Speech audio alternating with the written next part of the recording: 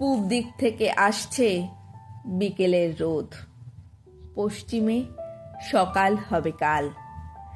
সামনে এক মরুভূমি, বালু ওরা টিলা, দূরে নেমেছে দিগন্তের ঢাল। তার মধ্যে মস্ত এক বাড়ি, ছাদে স্বচ্ছ সরোবর, কার্নিশে কার্নিশে গাছ, লতা পাতা, দূর দেশের পাখি। সামনে একটা ডেক চেয়ার, ওল্টানো টেবিল, মেঝেতে শীতল পাটি পাতা। ঘুরে ফিরে খেলা করছে কয়েকটি উন্মাদ ছেলে মেয়ে। একটু দূরে গৃহকর্তা জড়ানো ধুতির খুঁট গায়ে দেখছেন নিজের দুদিকে। ওই মেয়েটা বিয়ে হলো না ওর।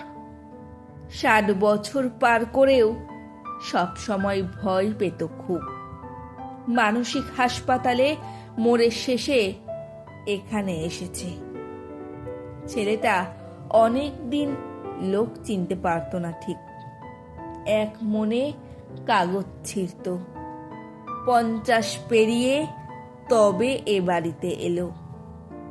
দেরি একটু হলো ঠিকই, এইবার বেশ কাটবে অবসর জীবন।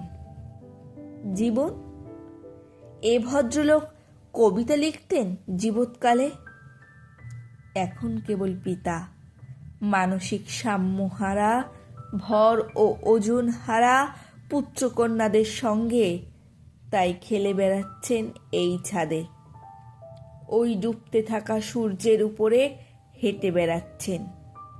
ওই যে বলছেন,